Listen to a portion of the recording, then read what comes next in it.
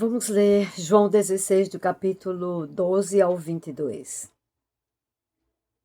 Ainda tenho muito que vos dizer, mas vós não podeis suportar agora. Mas quando vier o Espírito da verdade, ele vos guiará em toda a verdade.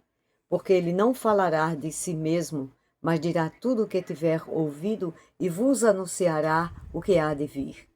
Ele me glorificará, porque há de receber do que é meu e vos há de anunciar. Tudo quanto o Pai tem é meu. Por isso vos disse que há de receber do que é meu e vos há de anunciar. Um pouco e não me vereis, e outra vez um pouco e ver-me-eis, porquanto vou para o Pai. Então alguns dos seus discípulos disseram uns para os outros: Que é isso que nos diz? Um pouco e não me vereis, e outra vez um pouco e ver-me-eis? E porquanto eu vou para o Pai? E diziam, pois: Que quer dizer isso? Um pouco? Não sabemos o que diz. Conheceu, pois, Jesus que o queriam interrogar e disse-lhes: Indagais entre vós acerca disto que disse: Um pouco e não me vereis, e outra vez um pouco e ver-me-eis? Na verdade vos digo que vós chorastes e vos lamentareis, e o mundo se alegrará. E vós estareis tristes, mas a vossa tristeza se converterá em alegria. A mulher, quando está para dar à luz, sente tristeza, porque é chegada a sua hora. Mas depois de ter dado à luz a criança, já não lembra da aflição, pelo prazer de haver nascido um homem no mundo. Assim também vós agora, na verdade, tendes tristeza, mas outra vez vos verei, e o vosso coração se alegrará, e a vossa alegria ninguém vos tirará. Jesus dando as últimas instruções, percebe que os seus discípulos ainda não estão maduros para ouvir verdades profundas da realidade espiritual. Por isso ele diz: ainda tenho muitas coisas para dizer, mas vocês não vão suportar agora. Faltava-lhes maturidade para receber. Mesmo eles estavam no seu natural, ainda não tinham nascido de novo, porque o sopro do novo nascimento vem depois da ressurreição. E eles não podiam entender as coisas. Eles escutavam a Jesus, o amavam, queriam tê-lo por perto, serviam a Cristo, mas não entendiam tudo. E o Senhor sabe disso. E ele sabe que a revelação de Deus ela é gradual, ela vai se somando. E ele entende isso, entende as limitações dos seus discípulos. E diz: quando o Espírito da verdade chegar, ele vai guiar em tudo. Ele vai guiar em toda a verdade. Significa, vocês vão entender tudo.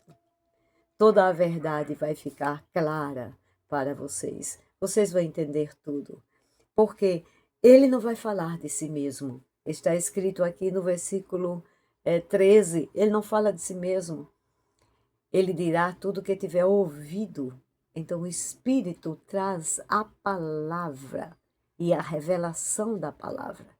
Esta é uma das funções do Espírito. Mais uma, guiar na verdade, trazer a palavra. Não fala de si, não, há uma interdependência dentro da Trindade, Pai, Filho e Espírito Santo. Eles são triunos, mas há uma interdependência. Por isso, Jesus diz: Ele dirá tudo o que tiver ouvido e vos anunciará o que há de vir. E nós entendemos depois que o que Jesus fala, o Espírito, Jesus é a palavra, é o verbo vivo, o Espírito ouve e nos transmite aquilo que Jesus fala. Nós sabemos isso na intercessão, que o que Jesus está intercedendo no céu nos é transmitido pelo Espírito Santo, que ouve e fala o que ele ouve. E diz também Jesus: Ele vai me glorificar, porque há de receber o do que é meu. E o que é do Senhor, do Logos vivo, é a palavra. É a palavra, com toda a sua autoridade. É o rema de Deus. E isso que é anunciado pelo Espírito Santo. E aí, Jesus completa, veja que a interdependência entre Pai, Filho e Espírito Santo, Isso traduz a divindade de Cristo, que é o tema central do Evangelho de João. Versículo 15, Jesus diz: tudo que o Pai tem é meu, é meu. Por isso eu disse que o Espírito Santo há de receber do que é meu. Há uma interdependência e há de anunciar.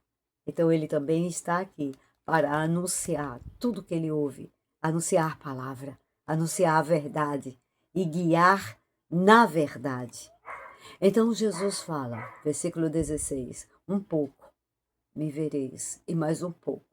Então aqui um tempo está determinado e Jesus refere-se a esse tempo e diz: em um tempo vocês vão me ver e depois de um tempo não vão me ver mais, porque eu vou para o Pai. Não é a primeira vez que Jesus está falando isso, mas eles ainda não entenderam. E aí João vai relatar o que está acontecendo entre eles. Começam a se indagar, há uma atmosfera de insegurança, de tristeza pela separação e também de insegurança. E eles começam a se indagar uns aos outros. O que é isso? O que é que ele está querendo dizer? Eles não estavam entendendo. Era como se Jesus estivesse falando em enigmas e eles não conseguiam entender. Não tinham ainda a maturidade nem a revelação completa para compreender a mensagem profunda que o Senhor estava falando. Nós entendemos hoje. E o Senhor estava dizendo um pouco e não me vereis, se referindo à sua crucificação e morte. Um pouco mais, um pouco outra vez, e ver-me-eis, que era um pouco mais de tempo, e agora o Senhor se refere à sua ressurreição e glorificação. Então as etapas são divididas aqui daquilo que o Senhor ia passar, daquilo que o Senhor ia sofrer, e ele fala, só que os discípulos estavam sem compreensão, estavam encobertos aos olhos deles esta verdade. Eles vão compreender tudo depois.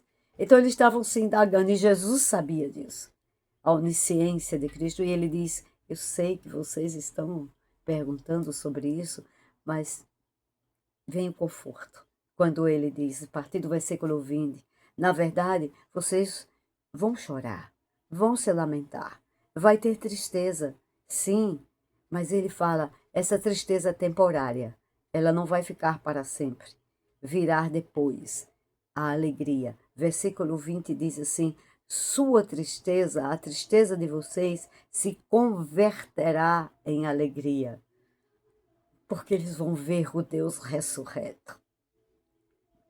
Eles vão estar com ele. Eles vão estar com ele. Vai ter um tempo com ele. Um tempo muito especial. E o Senhor diz isso. E agora o Senhor toma uma metáfora da mulher quando está prestes a dar à luz. E ele usa isso para mostrar que a dor, ela é temporária. A alegria vem em seguida. Nós nos lembramos de um versículo que se encontra lá no Salmo 30 sobre isso. Eu queria ler para vocês estes versículos que estão aqui no Salmo 30. Salmo 30, versículo 5 diz assim, porque a sua ira durará só um momento, no seu favor está a vida. O choro pode durar uma noite, mas a alegria vem pela manhã. Hoje nós sabemos que pela manhã Jesus ressuscita. Veio a alegria. Depois o versículo 11 diz assim, tornaste o meu pranto em foguedo, tiraste o meu cilício e me cingiste de alegria. Cilício é a tristeza profunda, é a angústia da alma, refere-se a isso, aquilo, o amargor da angústia da alma.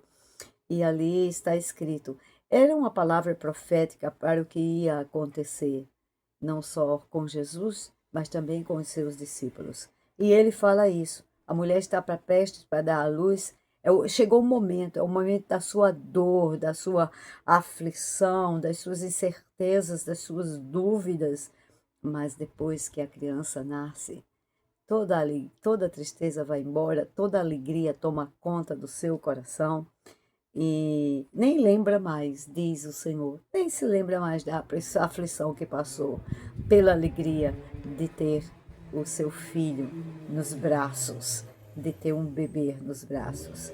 E assim o Senhor disse, assim será. Ele faz a comparação. Assim será com vocês também. Vocês vão ter grande tristeza, mas o coração vai se alegrar de uma maneira muito grande. E essa alegria não tem quem tome, não tem quem roube, ninguém vai tirar essa alegria de vocês. A dor dura um momento, mas a alegria, ela é perene. Principalmente a alegria que vem do Senhor. A alegria vem do Senhor, não é transitória, ela é eterna, como Ele é eterno.